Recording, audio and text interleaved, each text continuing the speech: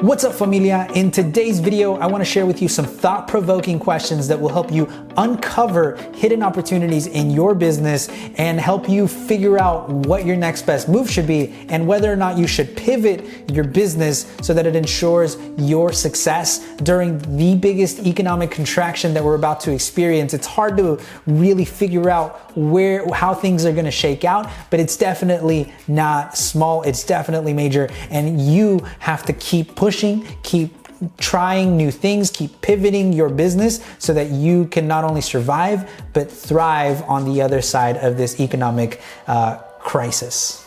Hey there, my friend. My name is Hugo Fernandez, author of the Client Acquisition Blueprint and founder of Just Digital Inc., a top-rated marketing agency. And over the past week, I've been working 16-hour days on the phone with clients, with business owners, with other people in our industry, and other people who serve small business owners. And to be honest, I've heard all sorts of stories, and people fall into two camps. One, the people who are just kind of waiting for something to happen, waiting for things to clear, for things to open up. And then there's the action takers. There's the people who are not just going to sit there, are going to take matters into their own hands and figure out how to take care of their family, their business, and themselves, and come out successful on the other side. The reality is there's a lot of uncertainty right now, and a lot of people don't know what their next move should be. Myself included. I have a little sticky note here on my desk that says, just keep moving, because that's really all I know how to do is take one step at a time, take one phone call, one action, one email, one piece of content, one little thing at a time. And as I was working on these conversations and just continuing to move, I started asking myself new questions because I know that my business also has to pivot. Now, since 2012, we've been set up to successfully run a fully virtual, fully remote operation with a global team and a nationwide, actually even global clients. Despite all of that, we still took a big pay cut in the last 3 weeks. And that's okay. We're going to be okay because we've done some really cool things that I might talk about in a later video. But one of the things is I realized things are going to change, and things have changed already. Now it's just a matter of how do I take advantage of that so that I don't live in fear, so that I don't contract, so that I don't just start cutting back and go under like a lot of businesses unfortunately will. So if you're watching this video, I hope that you're in the second camp, the one that wants to take action and figure out what to do next. So I've been asking myself some questions over the last couple of days and weeks. And really, I had to look at my business, and hopefully some of these questions will help guide you in what your next move should be. So the first question is, it's not a question, it's more of a statement. I had to remind myself that a business has to deliver real value to real people, right? So what is that real, actual value that you're providing to the marketplace? Is it commoditized? Is it something that nobody else can offer? If it's something else that nobody else can offer, then you're going to be in good shape. You're going to have customers, you're going to have people coming to you, whether it's now or later, you're going to be in good shape. But there has to be real fundamental value. And what I mean by that is a lot of businesses are kind of middleman, right? So retail is a perfect example, or a lot of Amazon sellers, or they're just the middleman is going to get cut out because companies are going to direct to consumer. And I'll come to an example here in a second, but just ask yourself, what is the value that I'm providing in the marketplace? And then what problem am I really trying to solve for customers? A lot of times we're in it for the money, or we're in it for selfish reasons. And that can be okay in a great economy because everybody's buying and selling stuff. But in a down economy, customers only care about one thing, and that one thing is themselves, right? More than ever, they care only about how they're going to make it through this, how they're going to survive. And so the analogy that I use, or that I'd like to think about, is I have to be an essential part to them accomplishing their goal. Zig Ziglar said, you can have anything you want in life if you help enough people get what they want. And I truly believe that. It's never been more true than today, because people are looking for answers. People are looking for products. People are still buying and selling stuff, but your product sure as hell better solve a problem for that person. It better give them real value that they can't get anywhere else.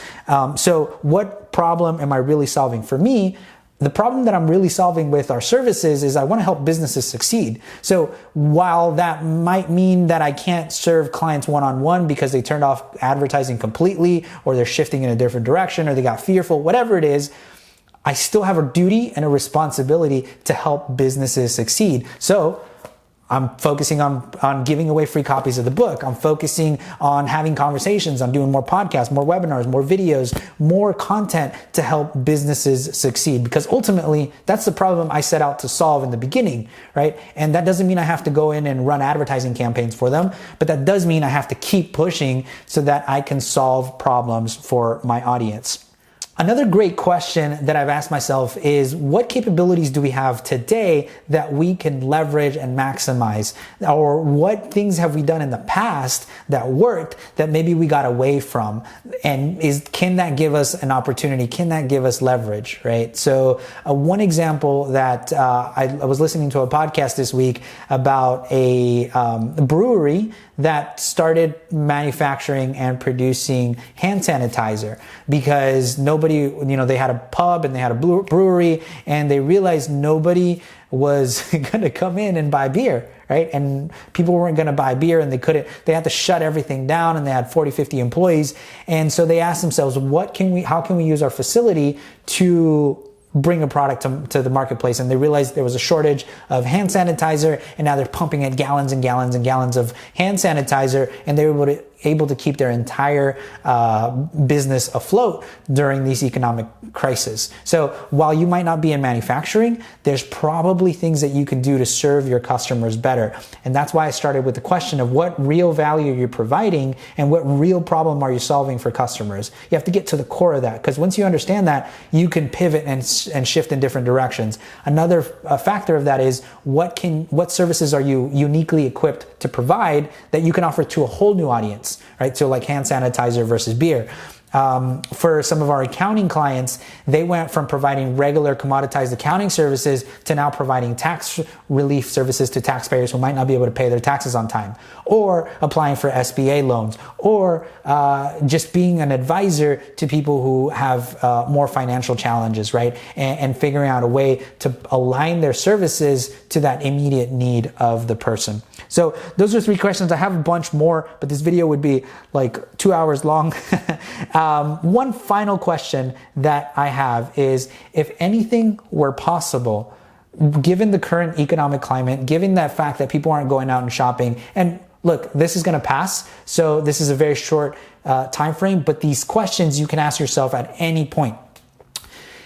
If anything were possible, what would I be doing now?